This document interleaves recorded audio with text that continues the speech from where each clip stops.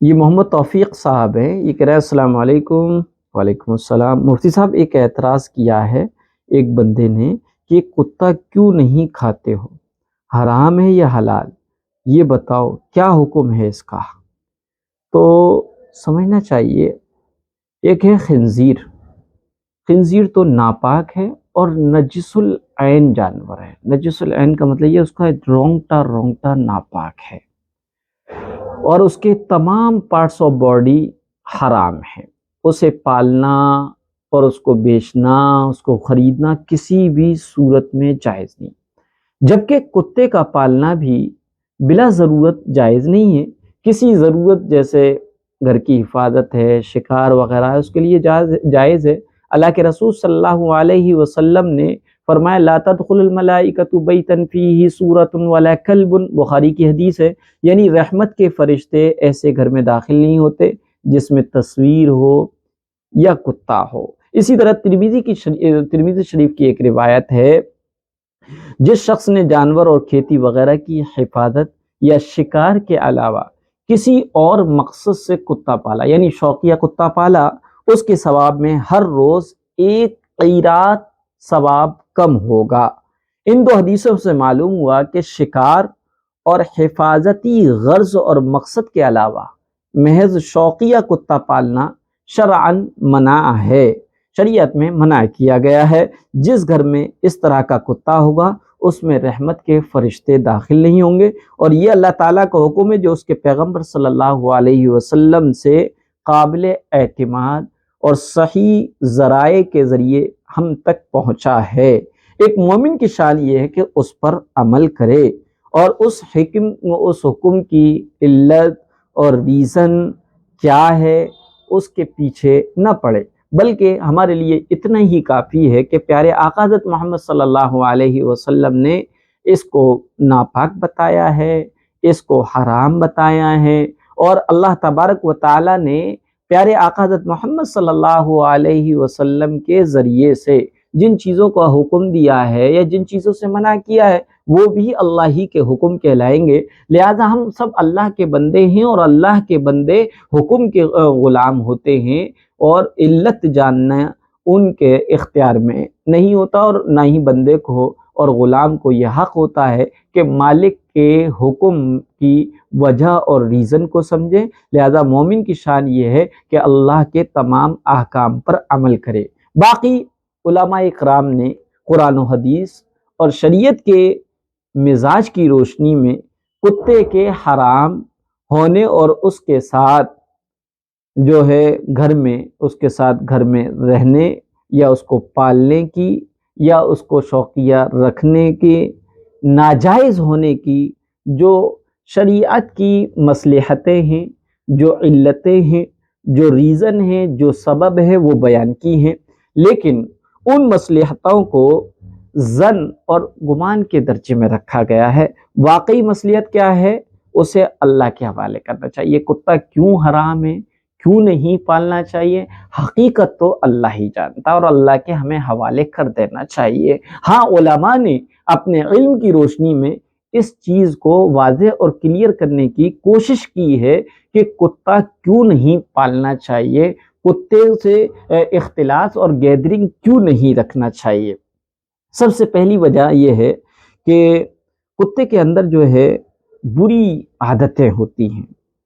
اور بری عادتوں میں جو ہے وہ گویا کہ شیطان ہوتا ہے، چنانچہ اس کو حضرت صلی اللہ علیہ وسلم نے شیطان فرمایا ہے۔ وہ برے اخلاق اور بری خوبیاں ہوتی ہیں، جتنا کتا خبیث ترین اور ذلیل ترین اور خسیس ترین جانور ہے، اس کی محبت پیٹ سے آگے نہیں بڑھتی ہے۔ اس کی شدت حرص یعنی لالچ کا عالم یہ ہوتا ہے کہ جب وہ چلتا ہے تو لالچ کی وجہ سے اپنے تھوتنی اور ناک کو زمین پر رکھ کر زمین کو سونگھتا جاتا ہے، اور جو ہے یہ اس کے لالچی پن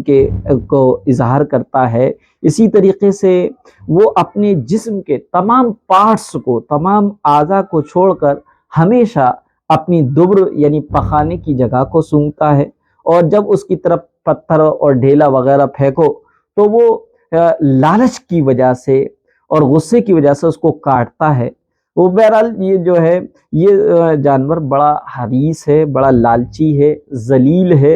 اور کم ہمتی ہے، گندے اور مردار اور تازہ گوشت کے مقابلے میں یہ گندے اور مردار اور باسی گوشت کو زیادہ پسند کرتا ہے، اور نجاست پخانہ وغیرہ کو گویا کہ حلوے کی طرح بڑی رغبت سے کھاتا ہے۔ اور جب کسی ایسے مردار پر مرے ہوئے جانور کے پاس پہنچتا ہے جو 100 کتوں کے لیے کافی ہے، یعنی ایسا جانور یا ایسا گوشت پڑا ہوا ہے جو 100 کتے اس کو کھا سکتے ہیں، لیکن اپنے یہ حرص کی وجہ سے، اپنے بخل اور کنجوسی کی وجہ سے اس مردار سے دوسرے کتوں کو ذرہ برابر کھانے نہیں دیتا ہے۔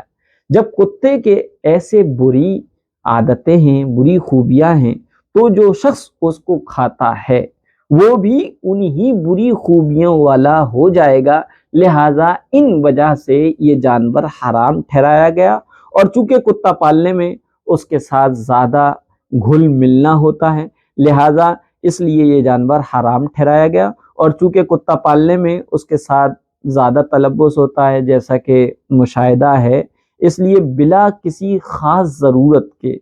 اور خاص صورتوں کے اس کا پالنا بھی منع قرار دیا گیا ہے۔ اس کی بری خوبیوں ضرور اس شخص کے اندر اثر انداز ہوں گی جو اس کو پالتا ہے، لہٰذا اس بری خوبیوں کی وجہ سے